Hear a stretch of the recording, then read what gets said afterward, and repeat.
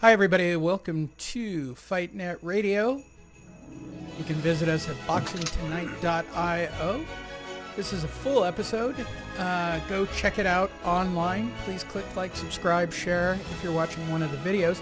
But what we'd appreciate, go listen to an entire broadcast and hear all the stuff in between.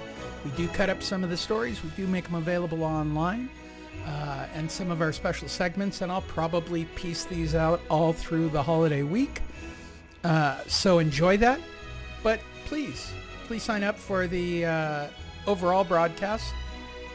With that said, I'm joined today by the entire crew: Andrew Labouche, Miguel Antonio Baradon. My name is Lee Honish, and we're going to talk about boxing. Why? Because, you know, you're going to go Christmasing this week, many of you, and you'll need stories to talk about with that one family member who knows about boxing that makes you crazy. I mean, that's the reality of it. We talk about it so many times.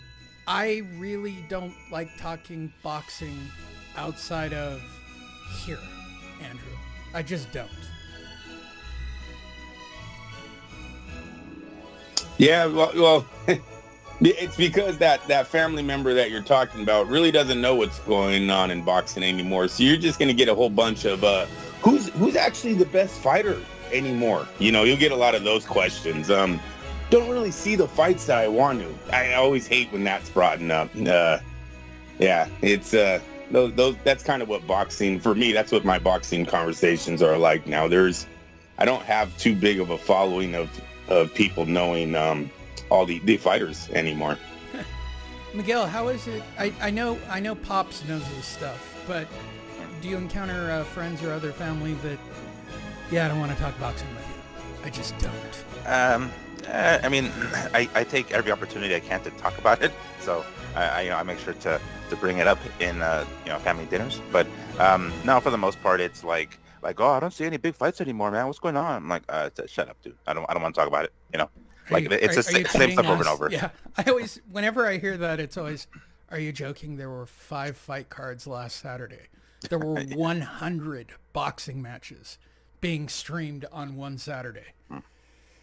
And here's some advice to anybody traveling to Vegas. Don't bring up boxing with your cab driver. Ever. It's still just, no pay-per-view for Crawford and David. I'm just calling him David. Yeah. David A. David, whatever. Hey, everyone. Check out boxingtonight.io. Check out our social media page at FightNet Radio, as well as our YouTube channel at FightNet Radio. We have lots of stories. And for all of you audio people, yes, this is the episode you've been waiting for. We will be ranking the top 10 women pound for pound based on their looks. And I will go to hell for it someday. Or one of these women is just going to plain up hit me. That's just what's going to happen. My bet's on Sinisa. But, let's jump right in. Edgar Berlanga's suspension's over. The effing chosen one is back. All right. Again, was anybody looking for Berlanga? Am I crazy for thinking this? First of all, I didn't even know he got suspended. Second of all, right? Why does he think so much of himself, Miguel? Well, I mean, he's in the position to do that. He's he was Puerto Rican. yeah, for Okay. biting down on some dude. I remember that. I forgot whether he was biting on the neck or the shoulder or I don't know what the fuck it was. But I remember this dude trying to take a bite out of one of his opponents.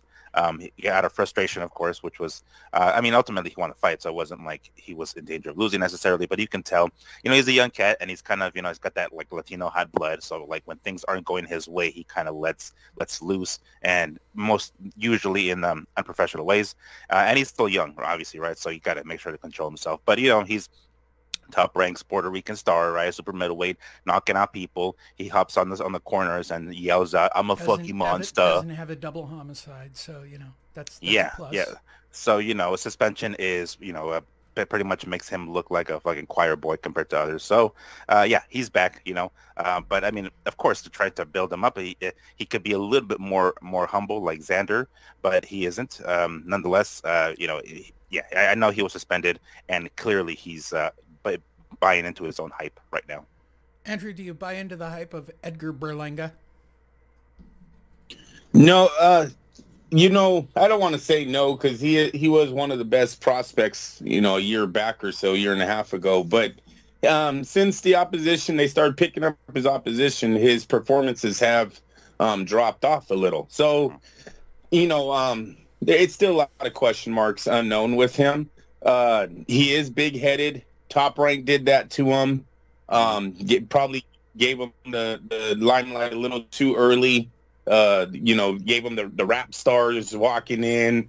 Does you know, those little stories before the fights. They just really pumped him up, and the kid doesn't have anything inside of the boxing ring that warranted it. So it could be just a possibility of them bringing someone that really wasn't ready, prepared for all of this superstardom, and was getting it a little too earlier, and now they got to humble him, and hopefully his skills will catch up to where Top Rank thinks he is. But yeah, Puerto Rico is lacking.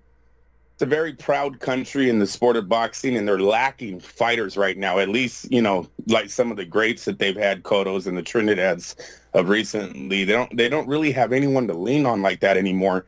So whenever they do find someone that's undefeated, has a little potential, they seem to blow them up a lot faster than what they used to, and that's just because it's a country that really likes the sport, and they don't have anyone to lean on. There you go. Moving forward, Bob Arum on the Better BF Bivol fight. I'm not going to let any network problems stop a fight that should be made. By the way, let me translate that title. It's absolutely going to be an issue. But let's see what Top Rank Bob has to say. One thing with Better BF is that now that he is known to the public, and so many people have seen him, have they? We ain't doing a fight on DAZN, which nobody watches. God bless you, Bob. DAZN. If a Bivol fight is to be made, it won't be until the end of next year, because I think Bivol is looking for a rematch with Canelo, which would be a lot more lucrative for him. As you said, this is the way down the road. We'll figure it out. No reason it can't be figured out. I'm not going to let any network problems stop a fight that should be made, but that is for tomorrow. Wow. Will Bob Arum be alive to see this fight, Miguel? Man, you know, I at this point, I swear that dude's going to freaking outlive every one of us, so I'm going to say yes. All right. Will the fight be made? Yes. On the DAZN or on the ESPN? You know, shoot, I don't know if Arum is going to just like freely hand over the fight to the DAZN. I don't think you can trust those guys, and frankly, you know, he's got a right to not trust those guys. I want to say that to some degree, and if Eddie Hearn is, you know, the kind of promoter that he at least tries to portray he is, I think he's going to probably let Bob Arum handle this one. Yes, it's going to have some sort of say in it, of course, obviously, right, because of the vote. But yeah, I'm almost positive that Arum is going to be the one who's going to take over production and take over the shits, right? I mean, he knows what he's doing, right? A lot more than Hearn at this point. So yeah, I'm almost positive it's going to be on ESPN, ESPN Plus. You know what? And frankly, if it's like on pay-per-view, I wouldn't mind, you know, purchasing the fucking thing. I mean, I don't want to give him any ideas because I'm all down for free fights. But if it's on pay-per-view, this is the kind of fight that I would pay for. Andrew. Yeah, you know, I think the fight's going to get made. I agree with Miguel that they probably should allow ESPN to take over. I don't see anything that DAZN is doing lately on pay-per-view or as far as views that would warrant them to get a fucking fight over ESPN. ESPN is the powerhouse in the sport right now. It's really all we have left. I would go ahead and let Bivol fight Better Beef on the network. Hopefully you get a win. Then you bring him back to DAZN and try to get a fan base with them. Highly doubt it, though. Not that he can get the win, just that anybody's going to follow Bivol back to DAZN and subscribe to their network for him. But that's just where we're at right now. Oh, and also one more thing too. Like, this is for the sake of not having the DAZN commentators, please. Like, let's hope we not go that route. So yes, and yeah, that's right. DAZN. So thank you for the correction. Yes, as long as we don't have that. I mean, I don't know which is worse, Sergio Mora or Timothy Bradley going hoo hoo every like 30 seconds. Some shit happens. So yeah, I'm not sure which one's worse, but we'll stick to would ESPN. Be pretty catastrophic. I would think. It would be, yeah. So let's keep it strictly ESPN, please. Maybe Tevin and Farm really is available. This story here kind of tells you where this fight is at. I think anybody else, two undefeated fighters with the records that they have and the resumes they have coming in, would this fight ever be discussed about being for free in the past? This title would have been we're doing pay-per-view next year. The fight signed. Like, this is the biggest fight boxing could put out. You're talking about a guy who beat the pound for pound champ, beats the undefeated Gilberto Ramirez, just looks like the he's the best fighter in the light heavyweight division. He's undefeated, going up against a guy that has 100% knockout ratio, has 3 titles. You can't get pay-per-view for this. Very sad. I don't even know if the writing's on the wall anymore, if it's just clear as day where our sport is at. Unless it's in Abu Dhabi. Yeah. Yeah. Mm-hmm. So true. Hey, Connor Ben stands firm on his innocence. Didn't both tests come back positive? Weren't they? He vows to be champion again in 2023. Welterweight contender Connor Ben is standing firm that he is innocent in the wake of his controversy surrounding his not one but 2 failed drug tests. Please see previous episodes regarding clenbuterol. What was that?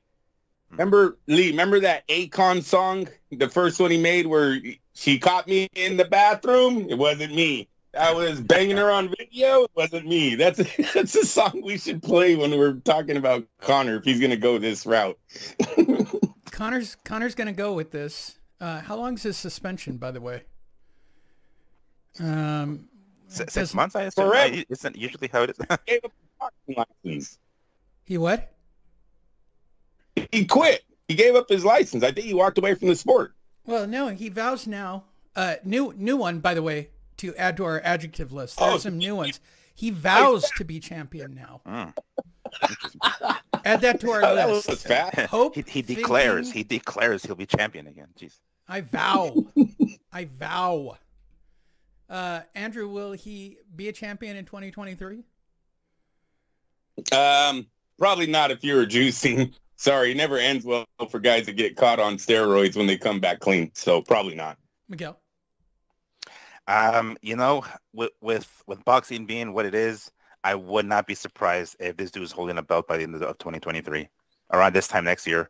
I'm sure. I'm damn near positive. I think there's just, with DAZN banking too much on this guy. I mean, he fucked up ultimately, right? So that's the bottom line. But the fact that, this is like one of DAZN's potential stars, they have a young cat coming up. I'm not sure how old he is at this point, but, a guy who has potential to be something, I'm almost positive they're going to put in some major bucks to try to get this dude's name as clean as they can and get a belt on him by the end of 2023.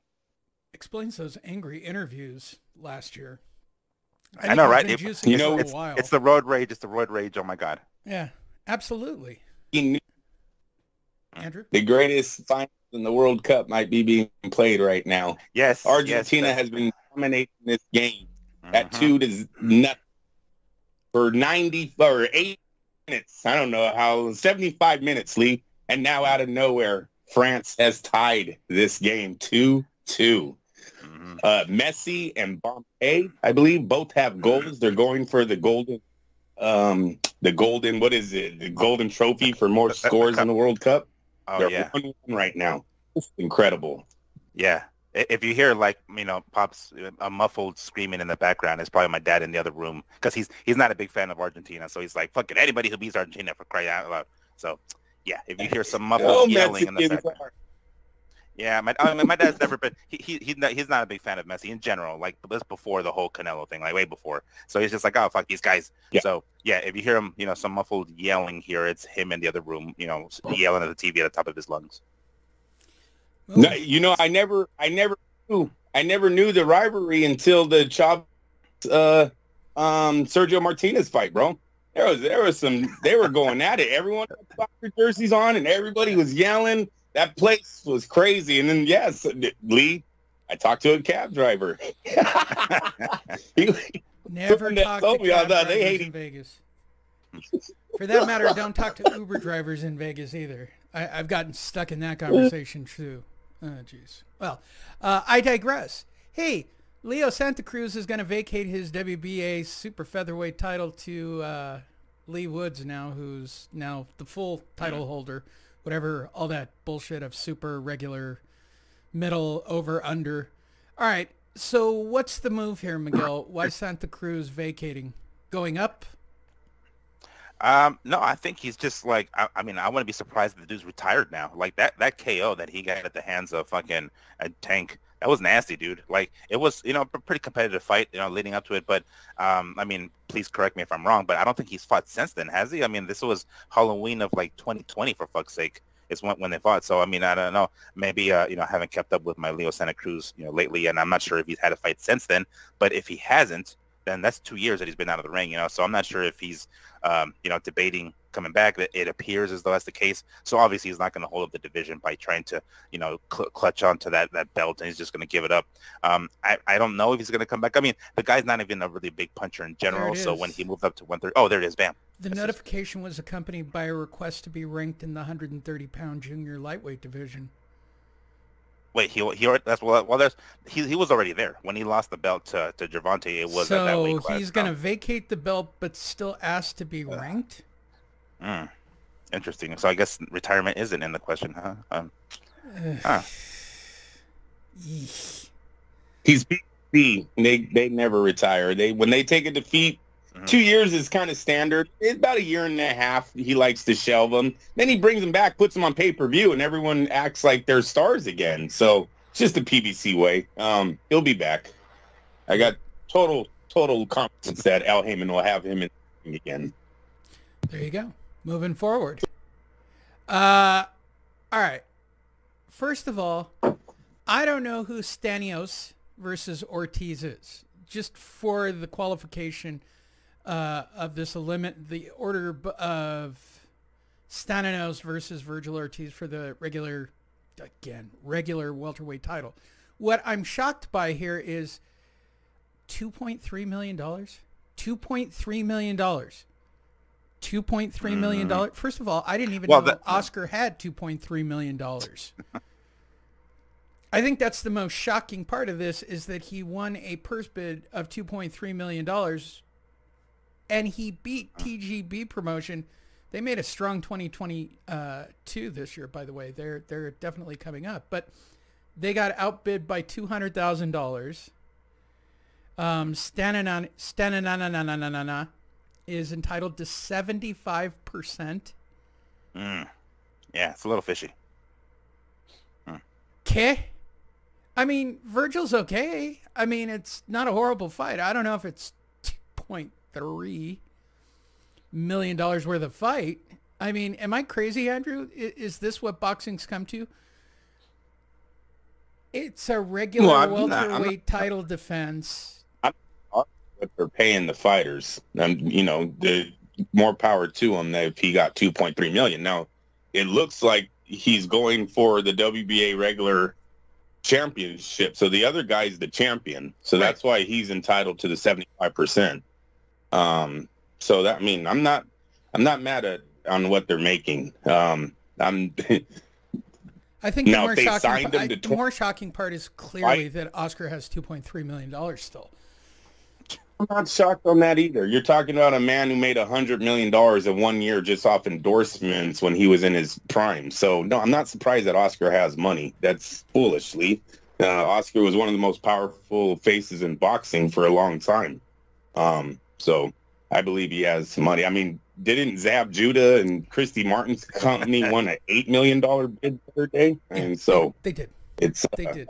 And by the Yeah. way, I cut down the number of stories because now they can't stop Adrian Broner from talking about the money he's making, which probably not a good look for BLK Prime. That's not the guy you want out there as the face of the company. I mean, you had Terrence Crawford in the ring, for God's sakes. Miguel, will anybody ever give Virgil... Okay, let's assume he wins. I assume he's going to win. Will he be recognized, or is Errol... Because here's the discussion again. Errol Spence, Terrence Crawford. Is Virgil in this class? I don't think so. I mean, I don't think he's in the class. That's a hard question. I want to say yes when I think about Errol. Then I think about Crawford. I'm like, oh shit, maybe not.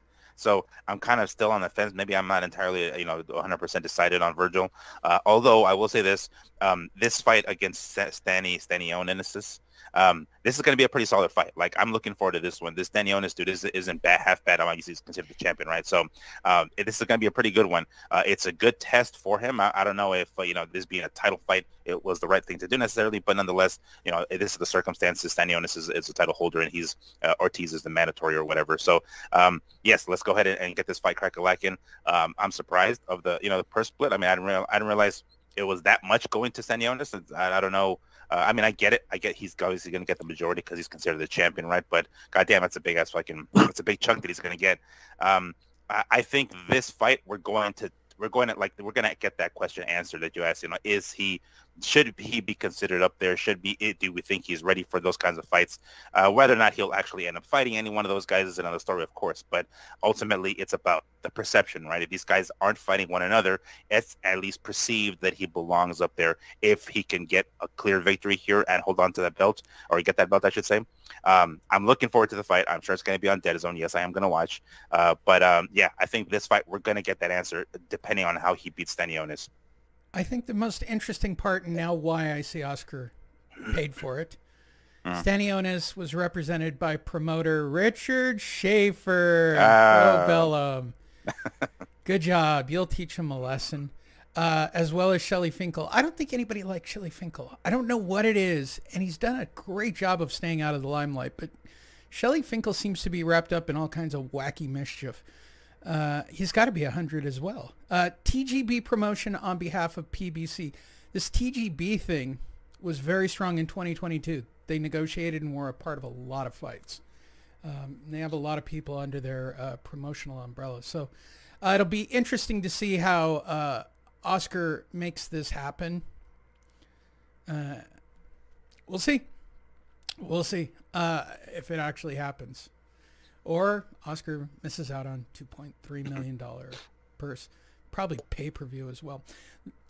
Anytime a boxing scene article says must read, guess what, Jake Donovan? I'm going to read the whole article. How many typos will we have today? The WBA calls for Alexander Usyk, Daniel Dubois heavyweight title consolidation clash. Okay, well, we already know he's going to fight Fury because Fury's already started up the Fury shit-talking engine. But anytime it says must read, we must read. It is the rule of the show. The WBA title dilemma. Oh, good word. Look at you, Jake. Go big right out of the gate with dilemma. The WBA title dilemma in the heavyweight division was finally addressed, and in a big way. I don't know if I go with the dash there. A significant step was made towards eliminating all secondary WBA titles and sanctioning body order consolidation clashes between Alexander Usyk and Daniel Dubois. The call, I was still doing bois. The call came during the ratings and championship portion of the WBA Centennial Convention on Monday at the Royal Caribbean Resort in Orlando, Florida. First of all, these conventions are insane. WBC did theirs in Mexico. Clearly, the WBA did theirs in Orlando. It's like an excuse to have a vacation or something. Usyk holds the WBA Super title along with the IBF WBO belts, while Dubois has the WBA regular heavyweight titleist. Okay. I'm so confused by these. We need like a family tree kind of thing. You to, really follow do. Yeah. Okay, let's just get it over. I'm not going to read the whole article. You did a good job, Jake. We got past the first section.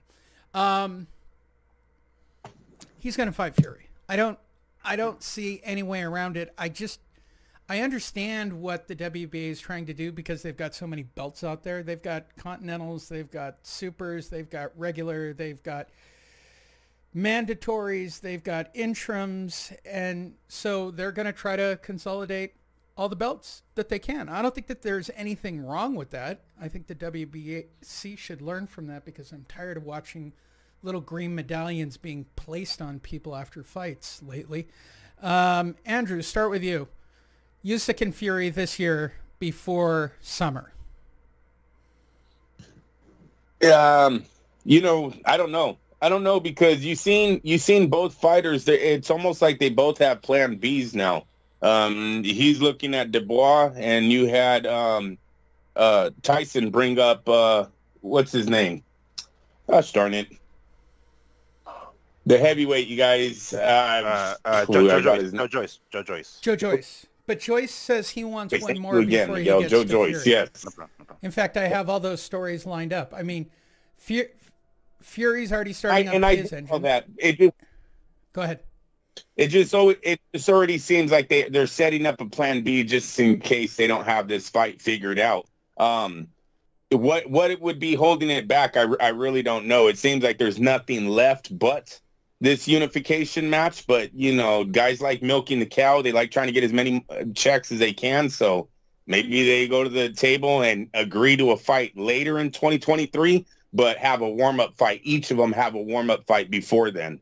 I would probably guess that that's the route they would go, rather than just go straight into a fight with each other. Miguel.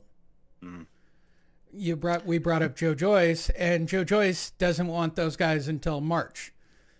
These guys are jerking around with Dillian White and everyone else. I don't know. It's okay. They're doing that bullshit game that we hate in boxing, and now the heavyweights are doing it from guys who claim that they don't do that.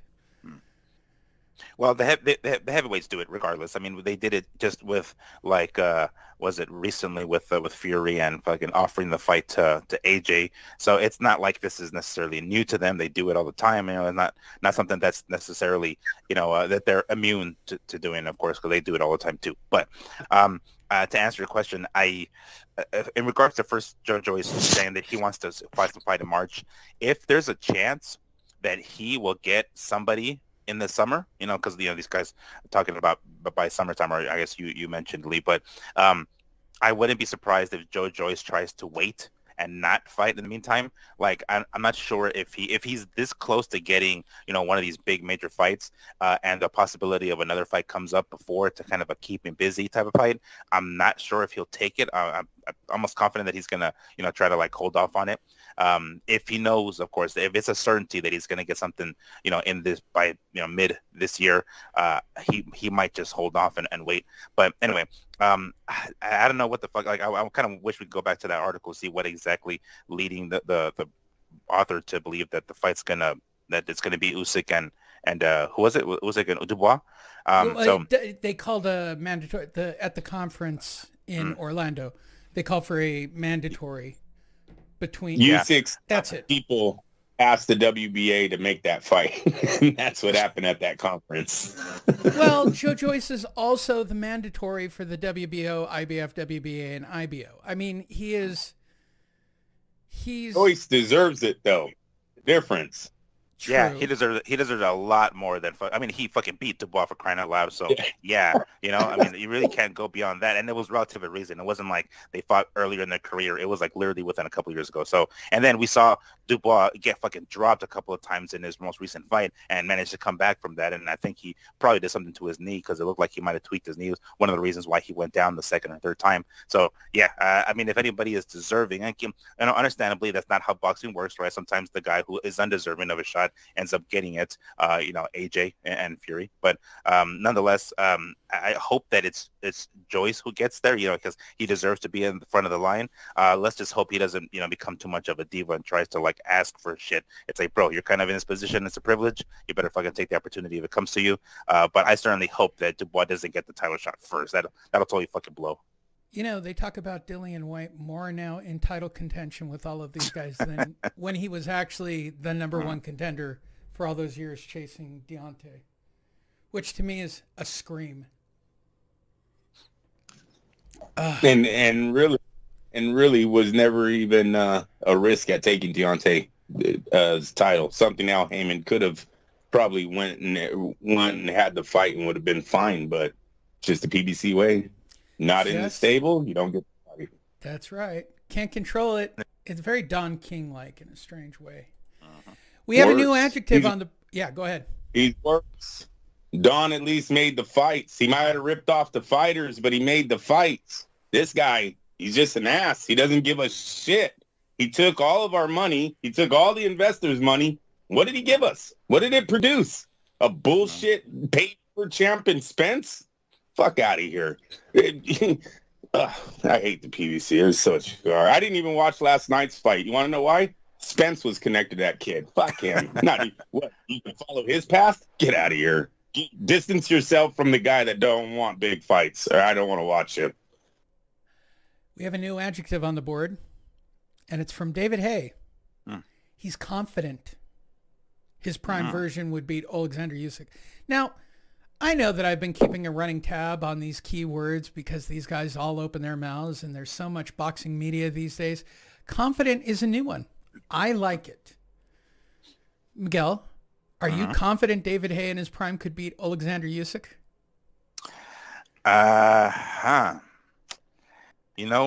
He's not that big of a heavyweight, and Hay I'm talking about as well. Obviously Usyk as well, but specifically talking about Hay here. Damn, you know what? I don't think so. I don't think so. I mean, he most definitely would be able to hold his own against Usyk. It's not like, Usyk would necessarily mop the floor with him or anything like that. But I don't think so. I honestly legitimately think that Usyk would most likely win. Andrew, are you confident?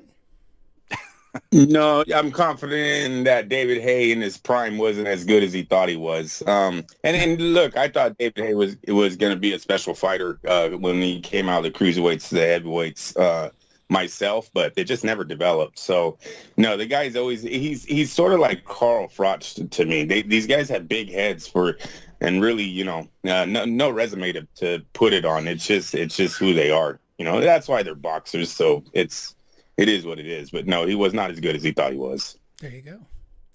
Devin Haney concerned with Ramadan at odds with Top Rank over Lomachenko fight date. All right.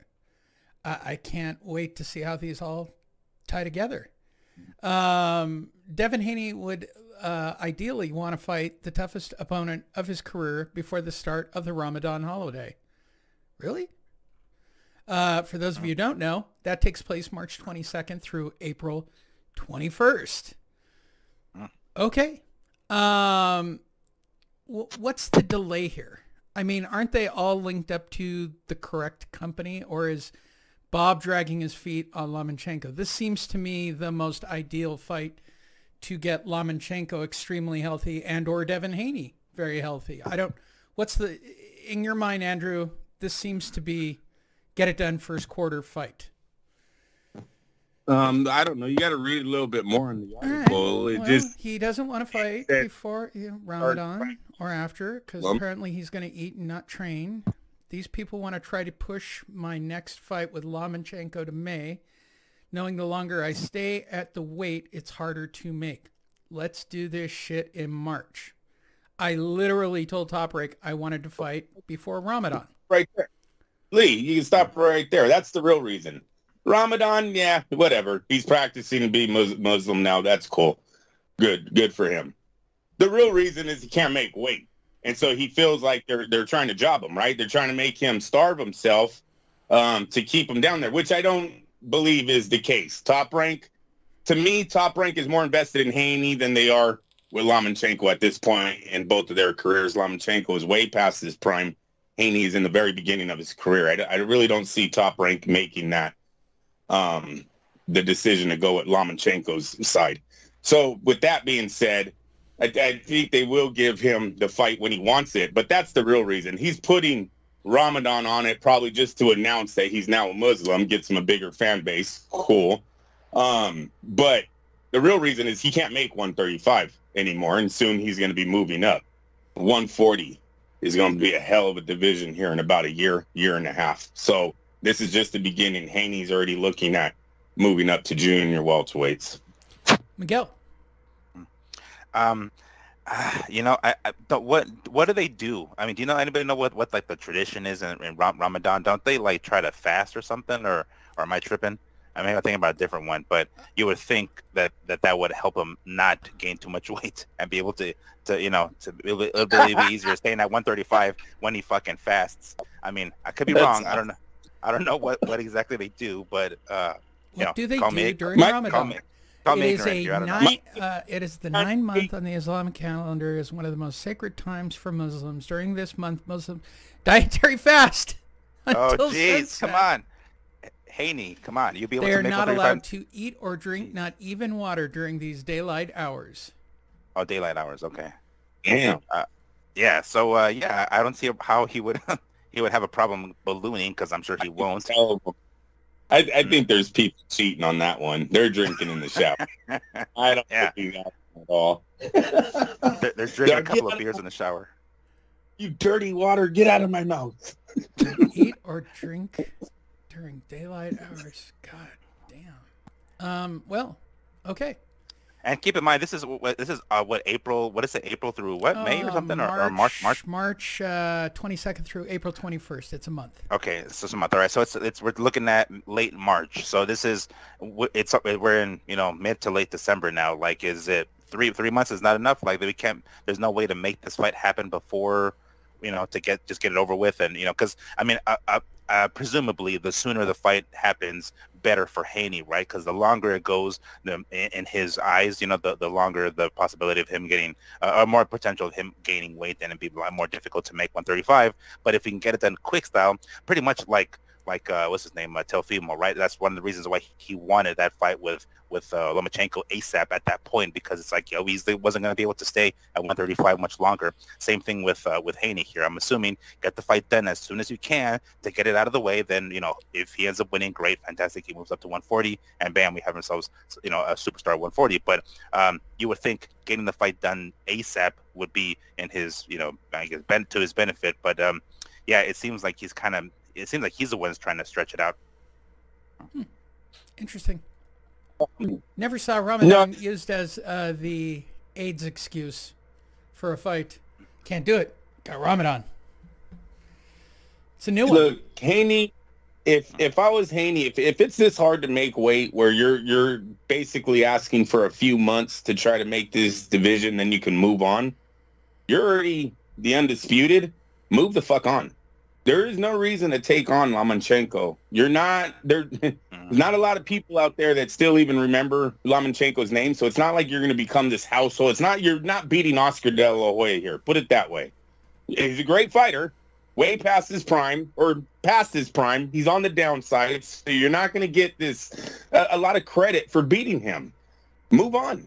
You've got a division up there with names like Ryan Garcia, Teofimo Lopez, Josh Taylor, Jose Ramirez. You got big names, 5 pounds higher. You've already taken out Cambosos twice. You've taken out Linares. You've taken out Joseph Diaz here in the lightweight division. Move on. There's no reason to stay for Lomachenko if this 3 months matters that much about you making 135 or moving to 140. I'm out.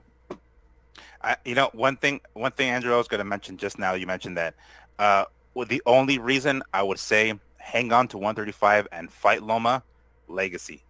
legacy. If he, at some point, if he becomes like one of the baddest motherfuckers ever, if we're like fucking, 60 years old talking about like, damn, what a career Haney had, and before he left the lightweight division, he took out Lomachenko, I think that is like, Hall of Fame potential caliber shit. And once he, he'll eventually move up and fight other guys. Of course, everybody else that you mentioned, Ramirez and Teofimo and Ryan. But if he gets Loma now, that I think that would mean something. Because I mean, keep in mind, like we talked about this before a couple of times with Andre Ward, I think mentioned about Canelo and whatnot. Like the people in and around his division that could potentially make him like a Hall of Fame type of fighter. And yes, I'm not saying what's his name, Lomachenko is De La Hoya necessarily, but if he can get somebody like that, if Haney can get somebody like that on his record, win over that, damn, that kick starts like a badass fucking career. I mean, he's already the undisputed champion, so it's not like he hasn't accomplished anything. He has. But I think having that win over Lomachenko, if he can get it, damn, I think that's the only reason he should stay at 135. And I agree with you. But what my thing is that 3 months, I need it now or it's never. If you're talking about it's that critical, you get it in the early part of 23, move on, because you're not going to get that much. Look, if he goes to 140 and takes out Josh Taylor, you're the undisputed in 2 divisions. Lomachenko never done that. So you've already surpassed him in everything that he's done as a professional fighter. You can do that with one up more fight. You got Taylor, you got Lopez, and you have Regis Prograis is there. I mean, there are so many names at 140. There's no reason because if you lose to Lomachenko, you just given up everything that you worked for, because you wanted that one more name on your list, even though, like I said, it's not going to make you a household name. I would move on. You go defeat Josh Taylor, and get brave. Go over to the UK and fight Josh Taylor. Make this fight as big as it can. Sell out 100,000 seats and take him out. That makes you legend. So that's that. If they. To me, I'm just a little nervous on how he's saying he can't make weight. To me, there's too much writing on his career for a Lomachenko fight if the weight is that bad. So that's why I say I would just move on. There you go. Bob Arum, you'd have to favor Prograis, but I think Teofimo could beat him. Do you? Do you really want to? Well, let's see what Bob has to say. No. I think it's an adjustment. 5 pounds sounds like nothing, but it's a lot of weight. When talking about his fight last week or whether he's lost it, I think you have to favor Prograis, but I think Teofimo can beat him. That's it. That's all you guys got out of all of his quotes. Ugh. This is still the do I still got it quote. All right, so let's talk about it because it's a monstrous fight. Prograis is basically a promotional free agent. Shouldn't be that tough to make. If Teofimo's just adjusting to his 5 pounds, I think Prograis is a really tough fight, Miguel. Really tough for Teofimo. Mm-hmm. Especially this current, not sure of his skill level. Yes, and not even, and like the mental state. Like if Prograis is a tough opponent as it is, if Teofimo is 100%, he's even worse of a fucking opponent if Teofimo is doubting himself. We talked about this last week or the weekend before with him, asking his own fucking corner that, whether or not he still has it, and something that he probably should have, or the conversation that he probably should have behind closed doors and not in front of the damn cameras. But nonetheless, we know what kind of, state of mind he's in. So that just makes, I mean, you can imagine Prograis just licking his fucking chops right now saying like, yes, please give me this fight. I want this fucking kid. That'll make Prograis a star, really, beating Teofimo. And sadly, finally, we're talking about a guy who's gone through a super series, makes the mistake of not wanting to sign with anybody. This has been a long road for Prograis. If he can get a Teofimo Lopez fight, that it finally makes him. You will prove that an independent can be made. Yeah, yeah, and the independent who didn't come out like, Olympian, like Olympic star kind of deal. Like immediately, there's a bunch of eyes on him. None of that shit. Like this is kind of a rarity. The fact that if he can do this, of course, it's kind of one of the rare exceptions in the sport. But I mean, I can understand why Aram is saying this, right? I mean, Teofimo's his boy, obviously. So I can understand why he's coming from trying to go in that direction. But man, if Prograis is a tough boxer as it is, or a tough opponent for Teofimo as it is, with this state of mind, man, I think Teofimo's probably going to have. I don't know if they're going to just try to make that fight with Pedraza happen after all or not, but he's going to need one of those like confident boosting type of fights before he can get in the ring with someone like Prograis. And this is, it sucks that we're talking about Teofimo like this, the former undisputed champion, the undisputed lightweight champion, right? And it's crazy that just no more than I don't remember when his fight was with fucking Cambosos, but a year and a half, whatever that it was, they were already talking about Teofimo in this fashion. But hey, let's hope that he can get one of those confident boosting fights before he fights somebody like Prograis, because if he doesn't, it's going to be a bad night for him. Andrew. If I'm Lopez, I'm real nervous on this article. Listen, Prograis, as of now, is not a top rank fighter. I think that's going to change here soon. Now that Bob Arum is talking about this kid, look for Bob Arum in Top Rank to try to sign Prograis and maybe work that rematch with Josh Taylor that was very close their first time. But Lopez, how is this the game plan for Lopez? Is you fighting a guy who's not even in the stable and he's real dangerous? Has, I don't know, 10 knockouts in a row or some shit like that. We were talking about his power needs to be respected. You were just dropped twice. Can't seem to get out of the way out of a check. What was it? A right hook? He kept landing on him. It was a timed check right, basically. But it was timed. I mean, he became very obvious and with his motions. Isn't Prograis south? I believe Prograis is a southpaw. Am I correct on that, Miguel? Oh shit, good question. I'm trying to picture his last fight here with, what was his name? Damn, I don't remember. I'm gonna have to look that up. I don't recall if he's a southpaw. Look it up. If it's not, he switches back and forth. But I know he comes out of that southpaw stance. So there's just it's just a real weird southpaw state. Yeah. Southpaw, yeah. So it's a real weird statement from Bob to throw that out there like that. Go after him. He's got all this other places he could put Lopez at the junior welterweight for them to pick Prograis. And I know Prograis has a belt, but still, that's really not Top Rank's way. I think they're going to sign Regis Prograis here soon, and then they'll get that fight with Lopez, and then the winner maybe goes after Josh Taylor. Yeah, that's Aron's ace in his pocket is Josh Taylor. And the only reason why I say that is because he's a very exciting fighter, boxer, puncher, seems to have skills, and he sells out in the UK, man. So Bob knows he has a gem over there. He knows this guy can sell a ticket. All he needs to do is make him an opponent, and you're going to have a crossover fight. In-house, big views on both sides of the pond. So I think Bob's trying to get one of his guys. Trying to get someone to fill that void that Josh Taylor needs on the other side of the ring. Maybe Prograis it. The UK already knows him, right? He's done nothing but win since the Josh Taylor fight, and he's champion again. And maybe Bob's seeing something there. It's a hell of a record. I mean, it's a hell of a record. Interesting. Moving forward, Charlo, I don't agree. I don't get the respect I deserve. I guess in the pound for pound, you have to be liked. Well, yeah, we already know that because we talk about pound for pound around here. This would be Mel, not Mall. Have I got that right? It's a Mel and a Mall. And yes, you're right. Jesus, so confusing. His most recent bout, a 10th round knockout of previously unbeaten Brian Castano on May 14th, was one of the most fan-friendly fights of 2022. Way to suck up to the PBC there, Keith. The Houston native also avenged the lone loss on his record by defeating Tony Harrison by knocking Harrison out in the 11th. The 32-year-old Charlo still feels he hasn't shown the overall level of respect he deserves. Okay, here's the problem. You got all the belts. you're feeling disrespected. You work for the PBC.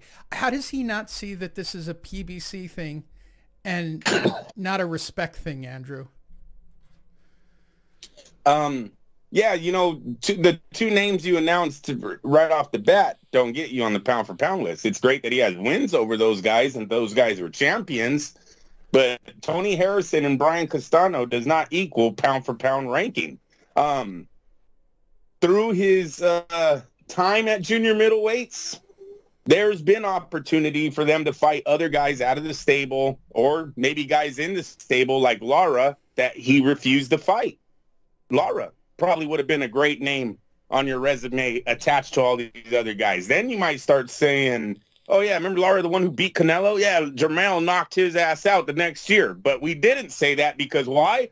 Oh, we can't fight. We're with the same stable, and that's my homie. He's my brother from another mother. I can't fight him. Well, there you go. Now you're not on the list.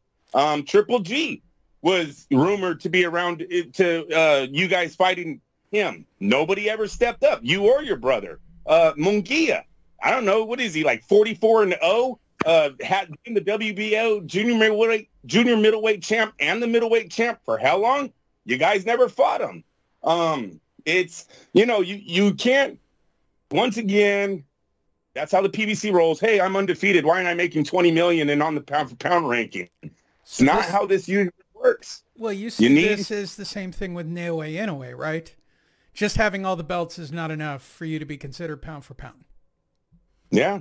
No, you've got to have the opponent across the way that actually brings out the best, because he's one of the best. If you do not have that, if no one knows your opponent, you're probably not getting on the pound for pound list. And Jermell, I like him as a champion. He's done everything the PBC asked him. It is now, and I've said this before, it is now up to El Heyman to let him free. Let him go. Let him go. Just like Deontay, go out there and start working deals across the table with Top Rank, with Golden Boy, with DAZN. Get their fighters in there, and let's see what happens. Like, seriously, Terrence Crawford called him out, and didn't he respond with, oh, you need to worry about Spence. Don't worry about me, or something. Like, he didn't even accept the challenge. He went and right away acted like he was supposed to fight somebody else before getting to him. Like, if Terrence Crawford wasn't special enough to just walk into his division and get a fight, that's why you're not on the pound for pound list. Miguel, do you like him? Well, because he clearly has an issue. Well, I mean, I think I don't really put too much credit into these pound for pound rankings in general. So I think maybe he's kind of taken it a little bit too far by getting super, like, his panties in a bunch just over some fucking type of list like this. So I'm not sure if that's, I didn't realize that was that fucking important to him. But I mean, I don't pay much attention to it. Whenever I hear fighters complain about that shit, it's like, if you're not going to fight somebody who's, pound for pound worthy, because the reality is, unfortunately, that having, being a unified champ is just not enough. You have to have one of those, like, key mark, or what's called keystone of victories on your record to be able to put your ass up on there. Even somebody in a different weight class, for Christ's sakes, because that's generally what it takes more often than not. So, yes, at this point, I think he's just being fucking picky, really, because I could give two shits about pound for pound lists and whatnot, and I think fighters put too much into these kind of lists here. So I really don't pay much attention to those in general. But I mean, hey, if Jermell's gonna feel he belongs at the top of the talks, not necessarily pound for pound, but the top of the elite guys because of what he's done and cleaned out the division. Now, go out and do something. This is almost like the first step, I guess, so to speak. Move up to 160, or have somebody else fight another big fucking name like that to be able to think that you can belong on that list. Do that first, and then we can talk about it. But until then, I mean, for me, he's getting more respect than any other PBC guy, to be honest. This dude is the unified champ, for Christ's sake, right? Getting a lot more than his brother, a lot more than other PBC guys. He literally, what is it? He beat Harrison, right? So the only loss on his record he rebounded from. So, I mean, I'm giving him plenty of respect for what he has accomplished. But once he starts talking about pound for pound lists, it's like, all right, that's where you lost me. And you know what? And that's another one. It's sad to say, but your brother blocked you from being on the pound for pound list, because when both of you were in the same division, yeah, you can't have you guys fight. You're actually brothers, right? But that's stopping us from seeing you fight one of the other best fighters in the world. Take the brother title away. You guys are two of the best in there. You never fought him either. I know you're not going to. I get it. But there's reasons why you're not on the list. Some of your biggest threats you ain't never seen. There you go. Moving forward. Gervonta Davis. I don't want to do this much longer. What? You're already doing that? All right, let's see what he had to say. I ain't gonna lie. I ain't really trying to be in this too much longer. Okay. Once I get them guys out of here, I'm gone. Well, there's quite a few guys, dude. It's there's And the way they fight, they fight what once every year and a half. In addition to wanting the scalp, who wrote this? Hans. Hi, Hans. Shout out to Hans. In addition to wanting the scalps of his peers, there's a more sentimental feeling behind Davis's need to hang up the gloves quickly. Although the soft-spoken star, he's not soft-spoken, Star believes he's still at the top of his game, he's aware that the retirement light at the end of the tunnel is far closer than at this point. Well, yeah, that's like saying I'm closer to being dead than being born. Like, with the next generation of Star making their way up the ranks, Davis would much rather spend his time offering them guidance. I just want to help the people that's coming behind me, the future. Oh, he wants to be a trainer. All right. Doesn't he have like 6 more scalps he needs to get before he can even start having this kind of conversation, Miguel? Yes. How about just one? How about one legit scalp? Yeah, there you go. I'll trade in 6 illegitimate ones for 1 legit ones, and we'll call it a day. But the fact that he's already leaning in that direction, I mean, that doesn't sound too, sound too good for like a young fighter. Because I mean, what is he, 28? You would think this would be like the beginning of something.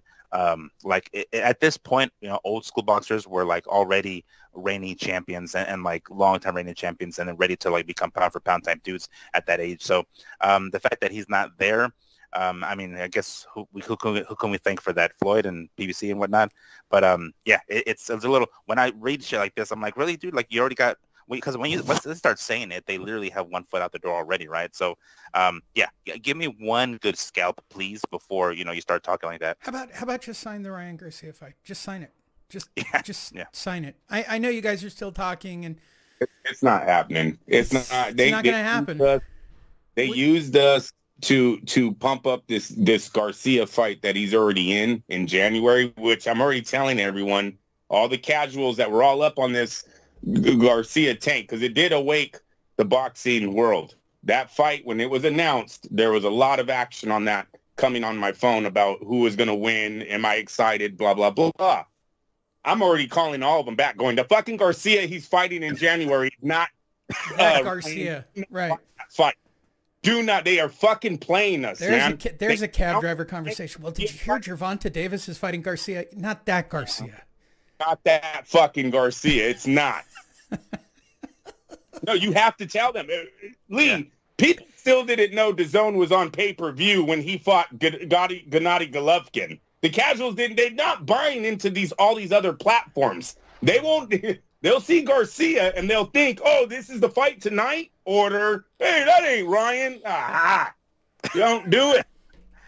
You guys fucking joke. I swear to God. If they do not sign that Ryan Garcia fight, you're on the Spence list. I don't even want to fucking see you. Anyone who's attached to your gym, I ain't watching them either. I'm done with I'm robbing the fucking bank thing. Done.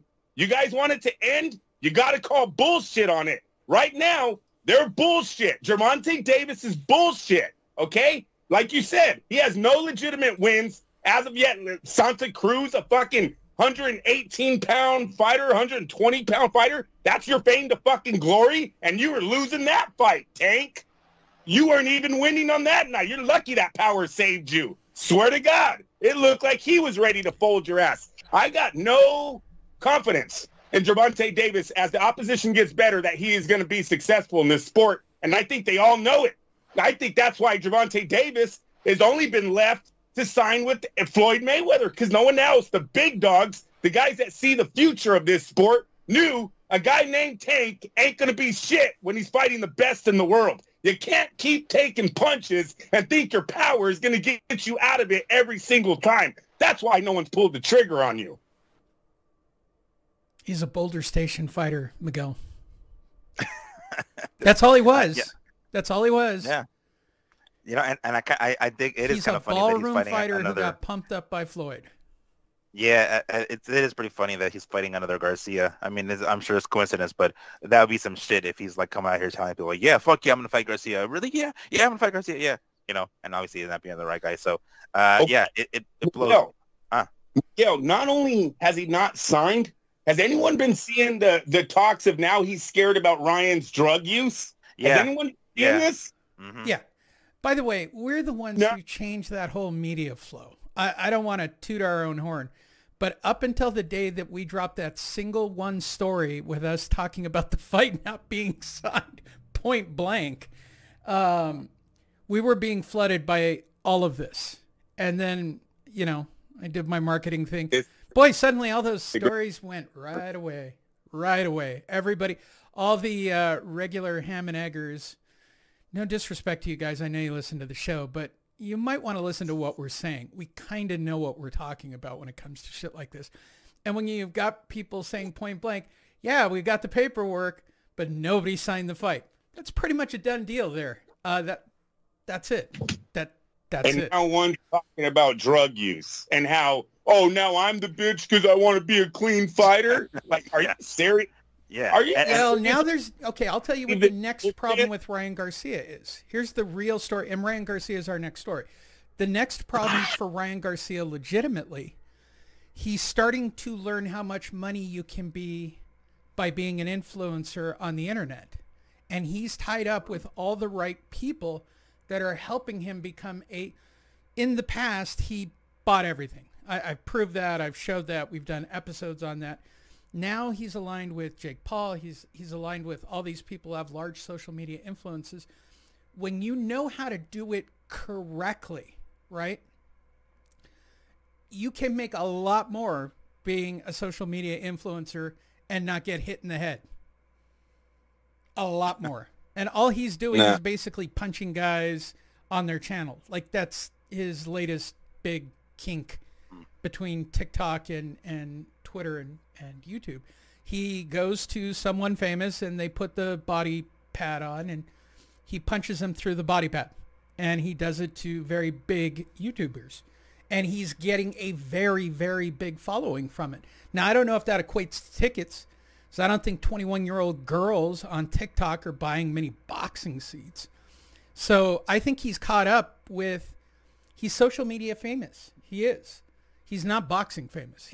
Talk about another guy. You haven't fought anybody, bro. You haven't fought anybody. Now he's talking about going straight to the Gervonta Davis fight. Great. 2 nobodies. Let's at least get it over with. That's all I'm asking. One of you's got to go. Somebody's got to be voted off the island. This is and Andrew and I like briefly talked about it over Instagram.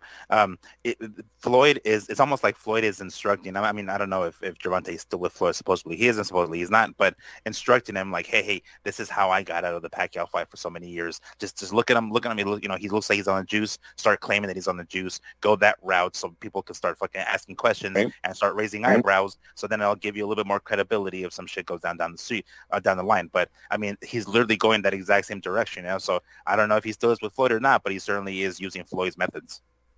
Yeah, and then when everyone seems to be against you, start crying on the podium. Y'all ain't in here fighting. It ain't your life. I like to go home to my kids. Like, oh, God, here we go. Sorry, can't say anything anymore. He just turned into the victim. Can't say anything. I mean, the biggest fear with Ryan Garcia is that his dick will get him in trouble. But, I mean, he's now dealing with real popularity. This isn't boxing popularity. He was doing pretty okay with Oscar and the, you know, I'm King Rai Rai. Now he's just Ryan Garcia, and trust me, he's got more 20-year-olds, you know, trying to jump on his cock than he's ever seen before. The kids, he looks good in front of a camera. So the girls are always going to. He does, but he. It was not the influencers that are bringing the 20-year-old girls. Okay, all that kid needed to do was get put on a poster, and the girls are going to tune in. Right. And he's half naked in all of them, and he's boxing, and he's in shape. But if you're look, as much as I want, who as kinky as Oscar is, all the girls still want to spend the night with them. I mean, it's it's De La Hoya and him when they enter the room. Everybody in Pasadena, buckle your panties when those two men hit the room. No doubt about it. Don't want to be put on your chastity belts. The testosterone's flowing. Hide your girlfriends. Hide your wives. Hide your girlfriends. Hide your wives. Have your sisters. Golden boy in the house. Bam, bam, bam, bam, bam.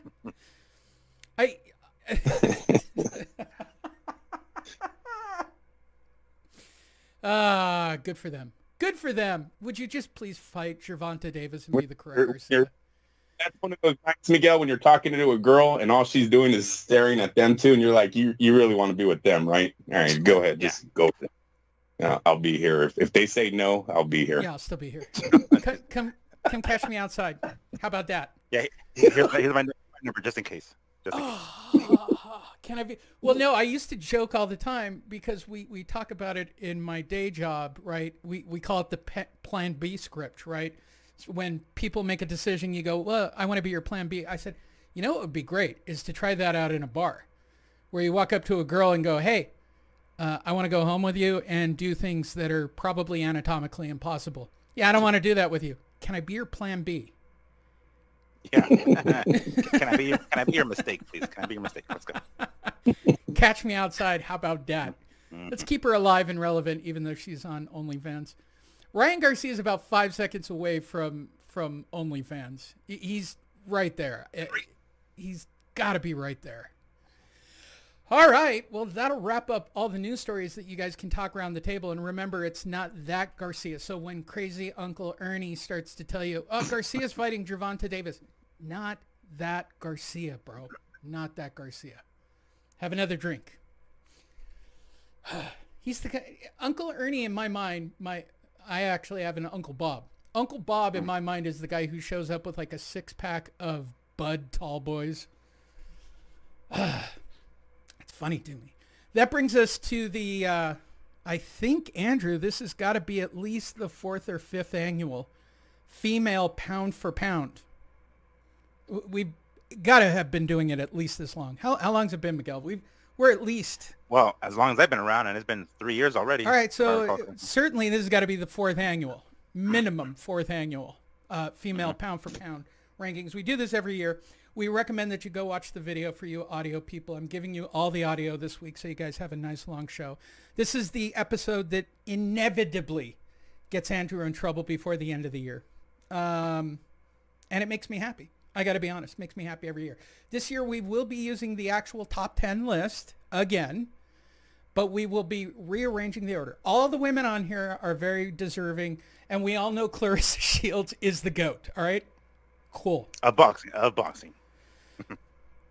But with that said, how do they rate in look? So when I say this to all the women, in case any of them, including Chris Cyborg, who is apparently a fan of Fight Net Radio, listen to this show and think that this is a very awful thing. I believe that this one episode gets more done for women's boxing than the one story that occasionally pops up on the news feed. I think all of the women are beautiful. That's not what we're saying. I'm just saying that Sinisa Estrada is a lot more attractive than Clarissa Shields. I'm just saying it out loud for the room. And Michaela Mayer in real life is dumb drop dead gorgeous. Would you not agree, Miguel? She wasn't bad. No, she wasn't bad. She wasn't bad. I wouldn't go as far as to say, drop dead gorgeous, dumb, drop dead gorgeous. She's parlayed well. She's got a nice, yeah, we'll say top 10, yeah. No doubt. She also likes BBC. We found yeah, that. she does. She does. And not the channel. I'll be your Plan B. I'm just saying it out loud for the room. I'll be your Plan B. If that doesn't work out for you, middle-aged, dumpy white guy. All right, Andrew, you ready for this? Not really, but whatever. I feel like I need that NBA Jam song. Coming in at number 10 overall, we got to start somewhere. It is Natasha Jonas, who I have not seen fighting. She doesn't look too horrible to me, Miguel. Have you had a chance to watch her fight anyone? She made the top 10 list recently. Yes, I have seen a couple of her fights. She is on primarily on DAZN or DAZN. On the occasion or two, she's up on the, like that area where the commentators are, like not ringside, but like behind the ring. And when she cleans up, she's not half bad, really. She's not bad looking. She's got very attractive eyes. I'm gonna have to discount her for erect vagina. If you're not watching the video, you'll understand why. I'm not gonna say it out. Well, yeah, I'll say it. She's had a kid. She's had a kid. I got a docker. She got to come down a couple of points. That's just how it is. She's definitely middle of the middle here in the pack. Andrew, on a scale of 1 to 10. She's an 8. They're all 8s. This is foolish.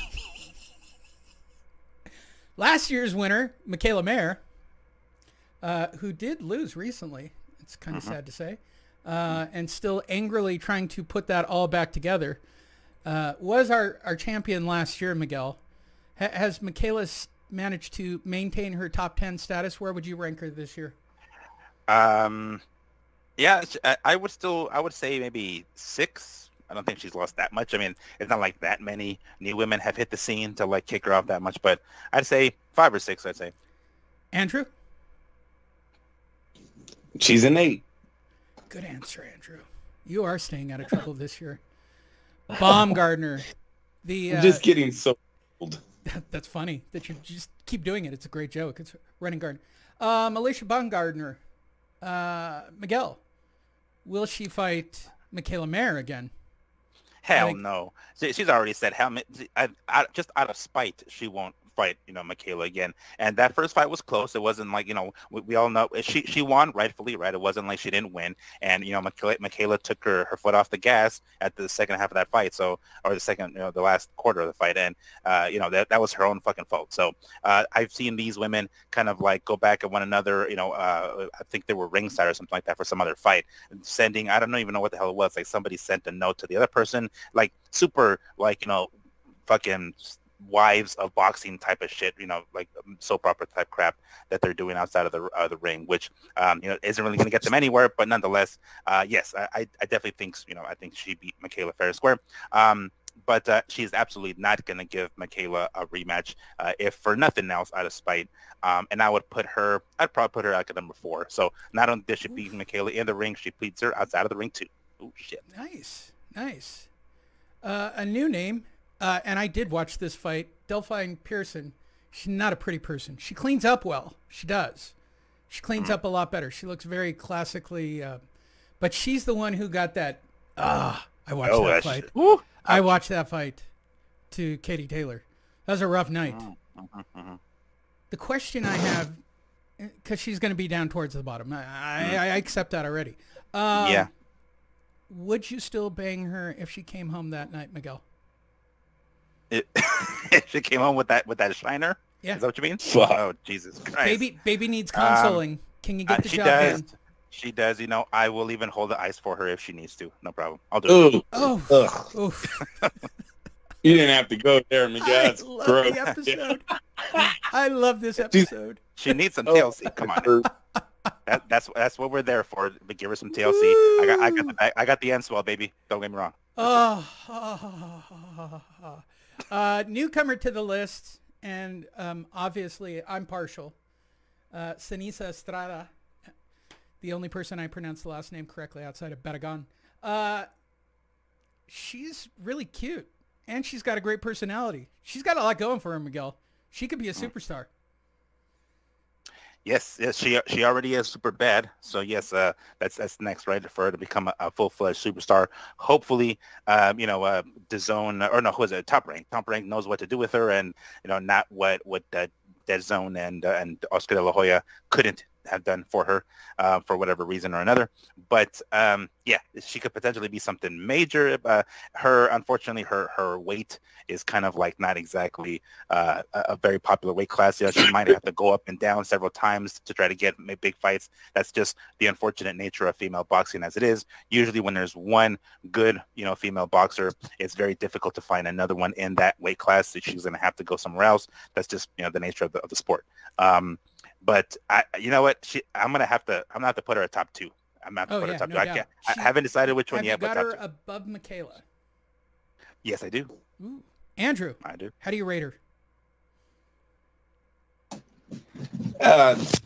She's a very strong 8. They're all very good. I think Baumgardner and Mayer are the saviors of the sport. If they can somehow build their rematch up, they have the looks to take women's boxing where it's never been before.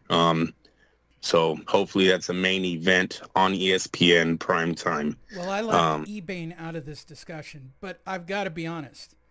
Attractive women, much like Ryan Garcia being an attractive male, plus boxing will get you. These girls can get paid. This is not get you paid, kids. I'm still there waiting. There are $1 million checks out there. Yes, sir. Yeah, definitely. I think Katie Taylor and the Serrano proved that. Yes. Well, Amanda Serrano specifically. Amanda cleans up fantastically. Okay, she looks like $1 million when she's in regular woman mode, and she's a badass. Yeah, no, I agree. And also a rematch, it's taken way too long to bring it back. There's nothing else out there for those women. They really need to look at that fight again. I would bring it back to New York. I told you I'd do it in Yankee Stadium and try to sell it out. Make it a really historic event for both of them. Pretty him up. Pretty her and Katie up. I don't know if you can really pretty Katie. Katie, great boxing skill, but she does not pretty well. There is no real pretty Katie foot. Like, will you stop? There's just no pretty. No level in her in the ring. Are you serious right now? I'm not going to run into her. I'm not worried about it. What you give us in the boxing ring is about as high as you're going to go. She needs a photo leak. I'm just telling you, for her career, Tommy Hearns needs to think about maybe, I'm just saying it out loud for the room, maybe we need a leak out of her private folders. This is it. Argentina's going for the win here. They went to penalty kicks. Oh, France goal to stay alive, Lee. Here we go. Penalty kicks. 3-3. Both Messi and what's the other guy's name? Mbappe? Mbappe, something like that. They scored 2 goals each. Fucking incredible final. Oh, the France scores. They're still in. Yep. Now Argentina has to score. They better block it if they don't. I had to go back and watch this game. What an amazing fucking soccer game. 3-3. Newcomer to the list, Miguel. Chantel Cameron. Hey, hold on. We skipped over Serrano without even getting my damn opinion. No, we won't. She's still here. Okay. She's still here. Cool, okay. Chantel. All right. That looks like fun. That looks like crazy too. She has that little and slightly her nipple crazy is popping in that photo. She's got nipple pops in photos. She's a little chilly in that photo. Interesting. Looks good after a fight. I mean, that can come home. Is she English? What is she? I know she looks like an Eddie Hearn guy. I don't know what the fuck is she? Yeah, right. They're usually like English chicks, right? I'm not crazy about them tats, but top 4, I'd say. If this actually came home, it wouldn't be. That's not a bad one. No, top 4, I'd say. I think she made it up there. Argentina just won. Argentina has scored. They are the World Cup champions. Messi has taken home the title. Live or on delay when this goes back out. Mm-hmm. All right, Amanda Serrano. Good Lord, Andrew. How do you not rate her higher than an 8? It's a very high 8. Her, Baumgardner, Mayer, they're all good. The women have really picked up their game on the outside of the ring. I give a lot of that credit to the UFC. The UFC kind of paved that way for women's combat sports, and it's not a sexist thing. It is a father looking at their daughter type situation where we don't want our daughters out there hurt. We don't want, we all wish they knew how to throw a right hand. They knew how to do a chokehold to protect themselves. When you have a lady that can hold herself as a classy woman outside of the ring, step in the ring and dominate and show skill and show everything that basically the men do, we are very attracted to that. And I'm very happy where women's sports is right now with the girls that are leading the way. That's why they're all 8s to me. I will not go any lower for them. They're all doing a fabulous job right now. You sure you don't want to rethink that for Delphine? Miguel. Will you stop? Miguel, you're not throwing rocks at this one? I'm not sure what that means. Throwing rocks at her. You're not kicking her out of a car. Literally, no, obviously not. No, not with that caramel skin complexion. No, I don't think I would be throwing rocks at that in the slightest. Yeah, I mean, shit. It's a coin toss between her and Siniesa at the number 1 spot. That's a tough one. I'm not sure which one I would go to. Hell, I don't even know which one I'd go to first and which one I'd go to second. But definitely top 2. Very strong. It's a tough one. This has to be one of the strongest pound for pound rankings. I will say that. We've had it quite some time. Well, Katie Taylor gets moved all the way down. No, Natasha, even though she's got a wrecked vagina. All right, so we got the bottom pretty wrapped up here. Baumgartner. Michaela dropped really hard this year. I mean, let's be honest. Jessica will move down. She's down here in that range. It just screams crazy to me, Miguel. I do like crazy.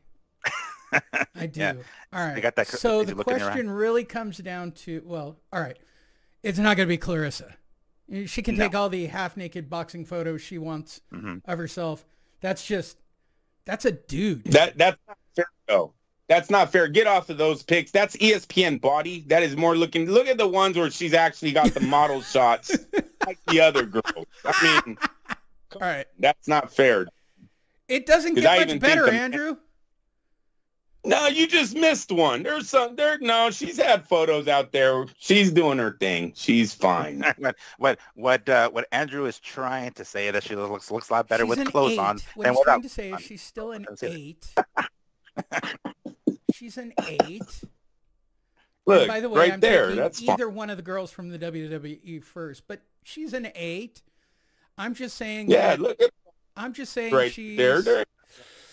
Ooh, Katie Taylor or Clarissa Shields. That's a tough one. All right. This is tough. This is this year's top 10. Please, dun dun dun dun dun.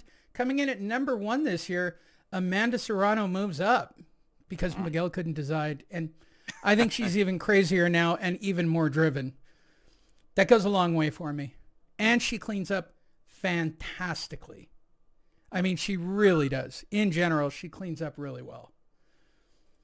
Coming in a surprise at number 2. It's not a bad call, Andrew. That's a strong 8. That's what I call a strong 8. Here's the one that'll get him in trouble. Falling all the way to number 3 this year, Michaela Mayer. Wow. How the mighty have fallen. Hey, in my next argument, I'm going to hear, how strong was it? Well, where'd that come from? There's phone calls being made. He said strong 8.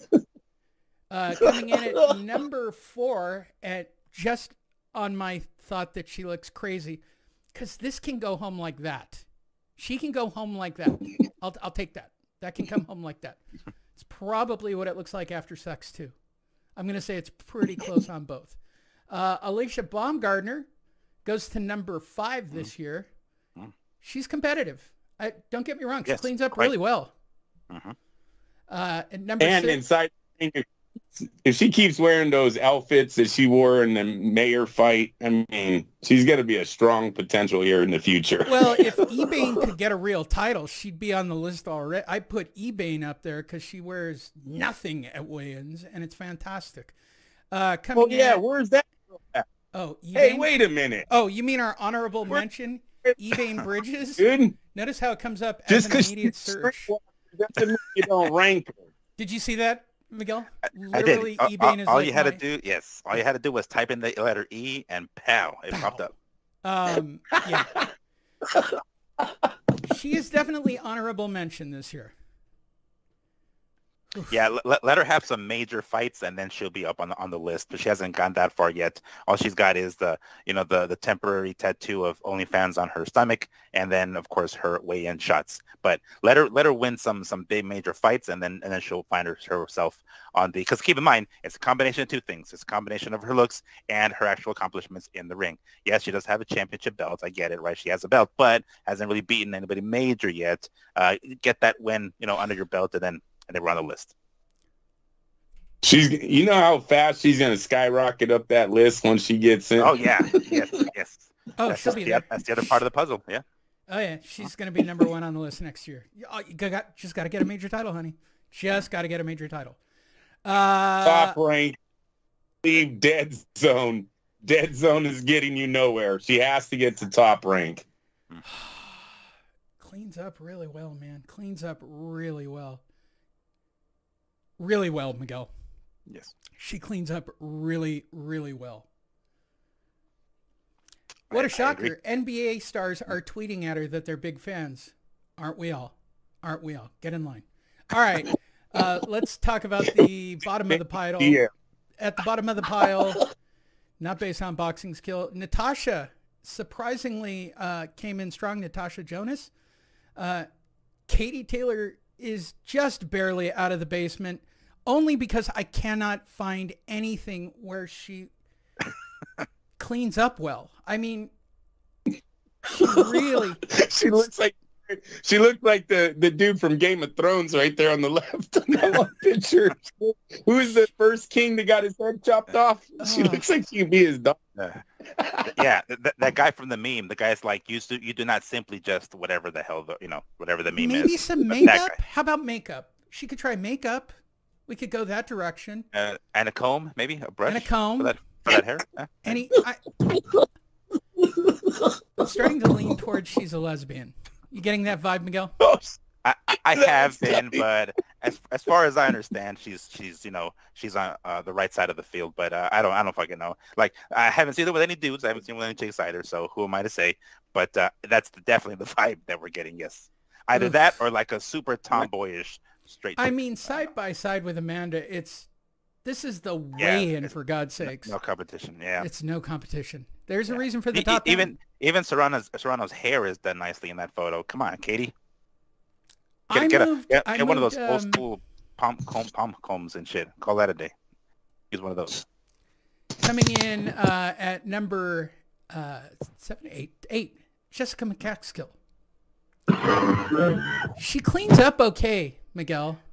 She does. Yes, she does. And I mean, she may not look that great when she's in the ring because she has this like weird street fighting type of like brawling style. She just looks angry as shit.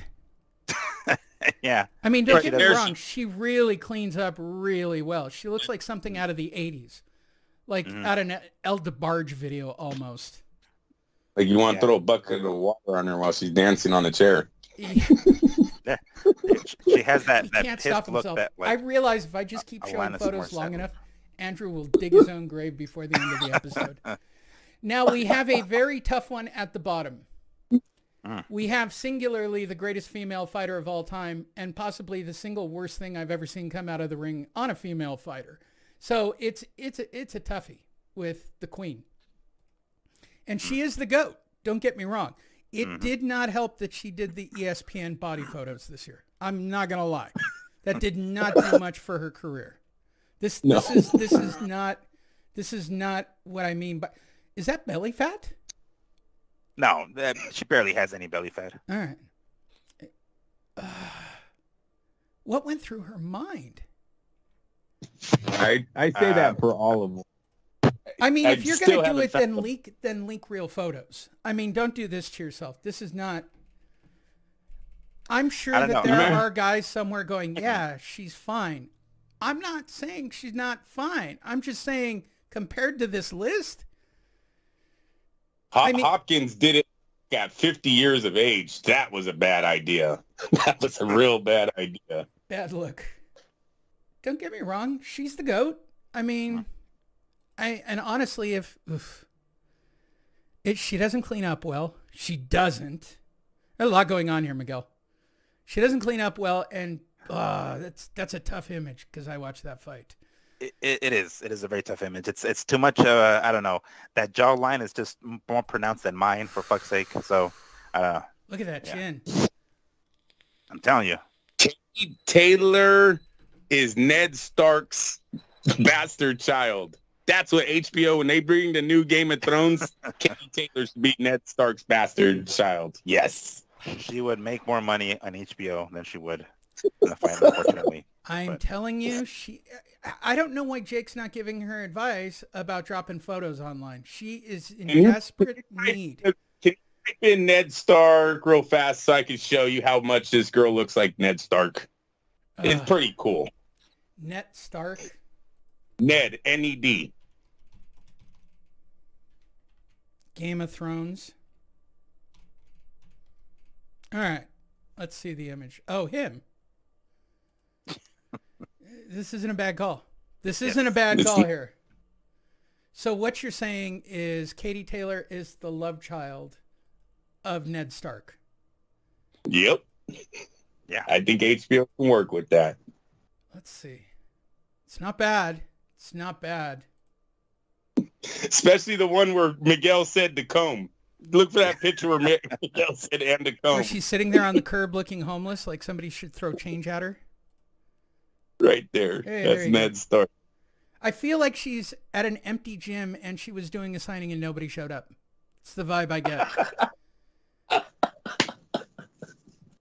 Yeah, they're like, well, we're already here. There's nobody here. Let's go ahead and do a photo shoot. Let's get some photos. Could you do something with your hair? I did do something with my hair. Yeah.